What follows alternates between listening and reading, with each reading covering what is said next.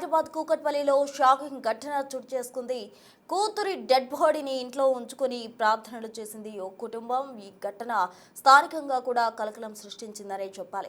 కూతురి డెడ్ బాడీని ఇంట్లో పెట్టుకొని ఆమెను అంత్యక్రియలకు పంపించకుండా ఆ డెడ్ బాడీని ఇంట్లోనే పెట్టుకొని ప్రార్థనలు చేస్తూ అంటూ కూడా కుటుంబ సభ్యులు చెప్తూ ఉన్నారు. అయితే కూతురు చనిపోయిన తర్వాత తల్లి అలాగే అక్క ఇంకా తమ్ముడు ముగ్గురు కలిసి ఆ డెడ్ బాడీని ఇంట్లో ఉంచుకుని ప్రార్థనలు చేస్తూ ఉన్నారు. మొత్తానికి స్థానికుల జోక్యంతో అటు పోలీసులు అక్కడ చేరుకున్నారు. పోలీసులు వచ్చిన అనంతరం తల్లి వాగ్వాదానికి దిగిందనే చెప్పాలి. పోలీసులు వచ్చి గట్టిగా వాదించిన అనంతరం సొంతూరుకి కూతురు డెడ్ బాడీని అయితే తరలించారు. ఇంట్లోనే తల్లి అక్క తమ్ముడు ఆ డెడ్ బాడీని పెట్టుకుని ప్రార్థనలు చేసుకుంటున్నావా, మీకు ఇబ్బంది ఏంటి అంటూ కూడా స్థానికులపై విరుచుకుపడ్డ పరిస్థితి. మొత్తంగా పోలీసుల జోక్యంతో సొంతూరుకి కూతురు డెడ్ బాడీ తరలించారు. అంత్యక్రియల నిమిత్తం ఏపీలోని ఏలూరుకు చెందిన యేసురత్నం ఫ్యామిలీగా కూడా పోలీసులు ఫ్యామిలీని గుర్తించడం జరిగింది. 40 ఏళ్లుగా కూడా వీళ్ళు సిటీలోనే ఉంటూ ఉన్నారు. ఏఎస్ఐగా యేసురత్నం పనిచేశారు. అయితే 10 ఏళ్ల కిందట ఆయన చనిపోయారు. ఇద్దరు కూతుళ్లు కొడుకుతో కలిసి కూకట్పల్లిలో ఉన్న రామకృష్ణ నగర్లో శ్రీ సాయి భరద్వాజ్ అపార్ట్మెంట్లో భార్య సెంతకమని ఉంటున్నారు.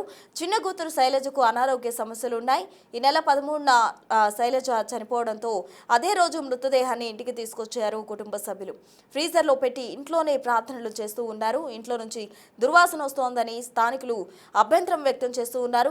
పోలీసులకు ఫిర్యాదు చేసిన స్థానికులు పోలీసులతో కుటుంబ సభ్యులతో వాగ్వాదంకి దిగారు. గట్టిగా చెప్పడంతో శైలజ మృతదేహం సొంతూరుకు తరలించారు. ఇటకేలకు శైలజ మృతదేహాన్ని అయితే సొంతూరుకు తరలించారు కుటుంబ సభ్యులు. అయితే 3 రోజుల పాటు కూడా ఫ్రీజర్లో పెట్టుకుని ఇంట్లోనే ప్రార్థనలు చేస్తూ ఉన్నారు. అంటే వీరి అవివేకం అనుకోవాలా, ఏమనుకోవాలి, అసలు ఇంతలా అంటే డెడ్ బాడీని పెట్టుకొని ప్రార్థనలు చేస్తున్నారంటే వారి మానసిక స్థితి ఎంతలా ఉంది అని మనం అర్థం చేసుకోవచ్చు. మొత్తంగా స్థానికులు వారించినప్పటికీ కూడా వినకుండా మీ ఇబ్బంది ఏంటి అంటూ కూడా వారిపై వాగ్వాదానికి దిగిన సిచ్యువేషన్. మొత్తానికి పోలీసుల జోక్యంతో చిన్న కుమార్తె శైలజ డెడ్ బాడీని సొంతూరుకైతే తరలించారు. దీనంతటికి సంబంధించి కూడా స్థానికులు అభ్యంతరం కూడా వ్యక్తం చేశారు. ఎందుకంటే 3 రోజుల పాటు ఇంట్లో నుండి దుర్వాసన వస్తుందంటూ కూడా వాళ్ళు అభ్యంతరం వ్యక్తం చేసిన పరిస్థితి. అసలు ఈ ఘటనకు సంబంధించి స్థానికులు ఏమంటున్నారో ఒకసారి చూద్దాం. ఏం జరిగింది అక్కడ? ఏం జరిగిందని లేదండి, హాస్పిటల్కి ఎలా తీసుకెళ్ళారో కూడా తెలియదు. తీసుకెళ్ళిన తర్వాత నిన్న శుక్రవారం సాయంకాలం చచ్చిపోయినప్పుడు తీసుకొచ్చి సాయంకాలం 5 అవుతుంది. 5 తీసుకొచ్చారండి. తీసుకొస్తే మేము చూసాం, ఏంటి బాడీలా ఉంది అనుకున్నామండి. ఆ బాడీ అనుకుంటే చూద్దాం తెల్లగొడ్డ వేసి ముసుకేసి ఉంది.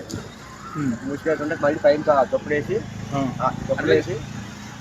మళ్ళీ పైకి డ్రైవరు వాళ్ళ ముగ్గురు మొత్తం మోసుకొని ఇప్పుడు ఏ రోజు శుక్రవారం సాయంకాలం 5 గంటలు అదే రోజు అనిపింది ఆమె.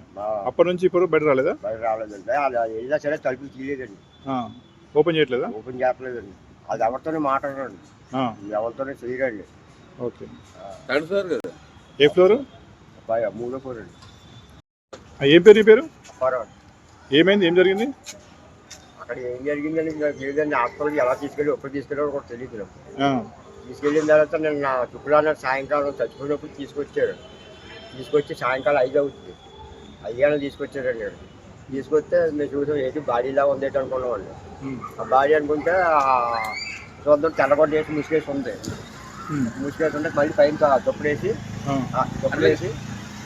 మళ్ళీ పైకి డ్రైవరు వాళ్ళ ముగ్గురు మొత్తం మోసుకొని ఇప్పుడు ఏ రోజు శుక్రవారం సాయంకాలం 5 గంటలు అదే రోజు అనిపింది ఆమె. అప్పటి నుంచి ఇప్పుడు బయట రాలేదా? బయట రాలేదండి. అది ఏదైనా సరే తలుపులు తీయలేదండి, ఓపెన్ చేయట్లేదా? ఓపెన్ చేయట్లేదండి. అది ఎవరితోనే మాట్లాడండి, ఎవరితోనే చేయరండి. ఓకే, ఏ ఫ్లోర్? 3వ ఫ్లోర్ అండి.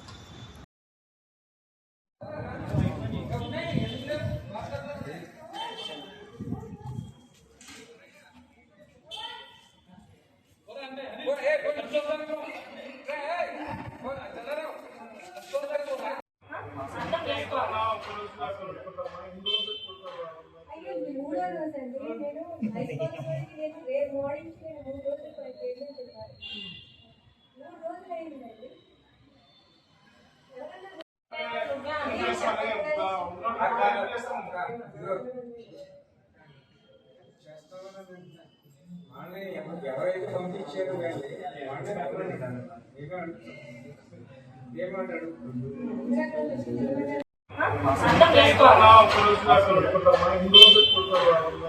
మూడో రోజు అండి నేను నేను రేపు మార్నింగ్ నేను 3 రోజులు పేమెంట్ ఇవ్వాలి 3 రోజులు అయిందండి ఎవరన్నా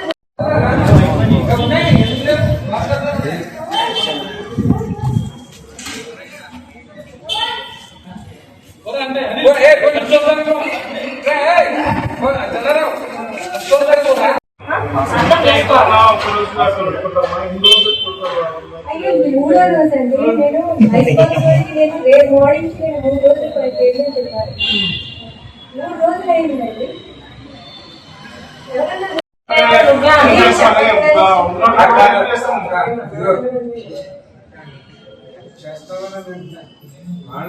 ఎవరైతే పంపించారు ఏమంటాడు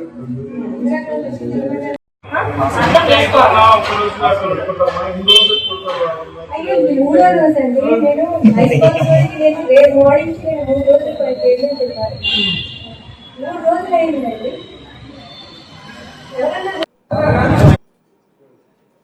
సో చూస్తారు కదా ఏ విధంగా వాళ్ళు పోలీసులతోటి కావచ్చు వాళ్ళు ఏ విధంగా వ్యవహారానికి దిగుతున్నారనేది. ఎందుకంటే ఆ తల్లి చెప్తుంది కేవలం 3 రోజులే అయింది, ఏమైంది, మీకు ఇబ్బంది ఏంటి అన్న విధంగా కూడా వాళ్ళు మాట్లాడుతున్నారంటూ స్థానికులు అభ్యంతరం వ్యక్తం చేసిన క్రమంలో పోలీసులు రంగంలోకి దిగి ఎట్టకేలకు అంత్యక్రియల నిమిత్తం డెడ్ బాడీని వాళ్ళ సొంతూరుకి తరలించడం జరిగింది. మొత్తంగా ఈ ఘటన స్థానికుల్లో తీవ్ర అభ్యంతరాన్ని వ్యక్తపరిచిందని చెప్పాలి. పూర్తి వివరాలు అందించేందుకు మా ప్రతినిధి సుజాత సిద్ధంగా ఉన్నారు ఫోన్ లైన్ ద్వారా. సుజాత చెప్పండి, అసలు 3 రోజుల పాటు కూడా ఇంట్లోనే డెడ్ బాడీని ఫ్రీజర్ లో పెట్టుకుని ప్రార్థనలు చేయడం ఏంటి, అసలు వాళ్ళు ఆ విధంగా ఎందుకు బిహేవ్ చేశారు, స్థానికులు ఏం చెప్తూ ఉన్నారు?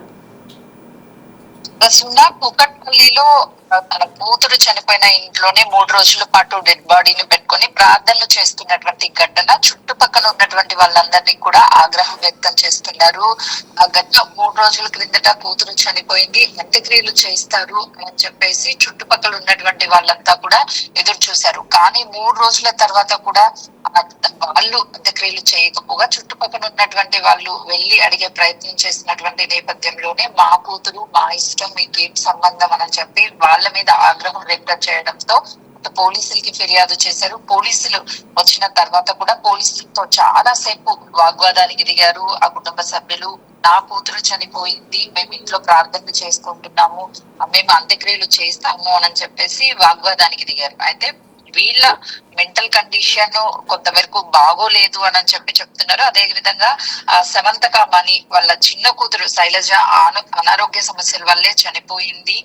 చాలా రోజుల నుంచి శైలజకి ఆరోగ్య పరిస్థితి బాగోలేదు, కొంత మెంటల్ కండిషన్ కూడా బాగోలేదు అని చెప్తున్నారు. అయితే 3 కుమార్తెలు 1 కుమారుడు ఉన్నాడు. రీసెంట్ గానే తన భర్త కూడా సమంతక మణి భర్త చనిపోయాడు. ఆ తర్వాత కుటుంబాన్ని మొత్తం కూడా తానే చూసుకుంటుంది. అయినప్పటికీ వాళ్ళ ఇంట్లో నుంచి ఎవరు బయటికి రారు, ఎవరితో మాట్లాడరు అని చుట్టుపక్కల ఉన్నటువంటి వాళ్ళు చెప్తున్నారు. అయితే మెంటల్ కండిషన్ కూడా కొంతవరకు కుటుంబ సభ్యులది డిస్టర్బెన్స్ గానే ఉండేది.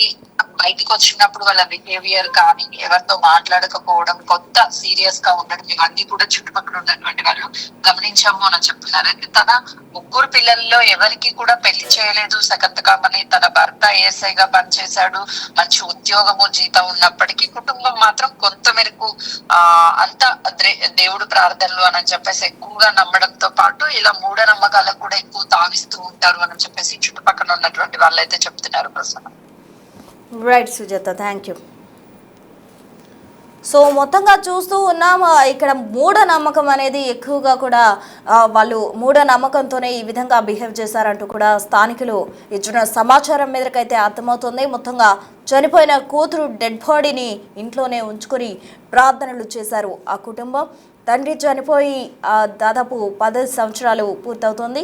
తల్లి సంతకమని అలాగే అక్క తమ్ముడు 3 కలిసి కూడా ఆ డెడ్ బాడీని ఇంట్లోనే 3 రోజుల పాటు ఉంచుకొని ప్రార్థనలు చేస్తున్నాం, మేము ప్రార్థనలు చేసుకుంటున్నాం, మీకు ఇబ్బంది ఏంటి అన్న విధంగా కూడా స్థానికులపై వివాదానికి వాళ్ళు దారి తీశారని చెప్పాలి. మొత్తంగా పోలీసులు రంగంలోకి దిగి ఈ ఘటనకు సంబంధించి సమీక్షించి అంత్యక్రియల నిమిత్తం ఆ డెడ్ బాడీని సొంతూరుకి తరలించారు.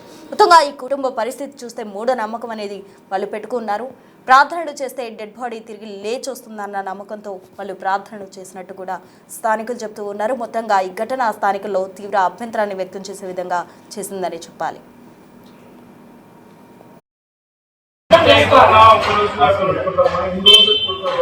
అయ్యో ఇది 3వ రోజు అండి. నేను రెస్పాన్సిబిలిటీ నేను రేపు మార్నింగ్ నేను 3 రోజులు పేమెంట్ ఇవ్వాలి.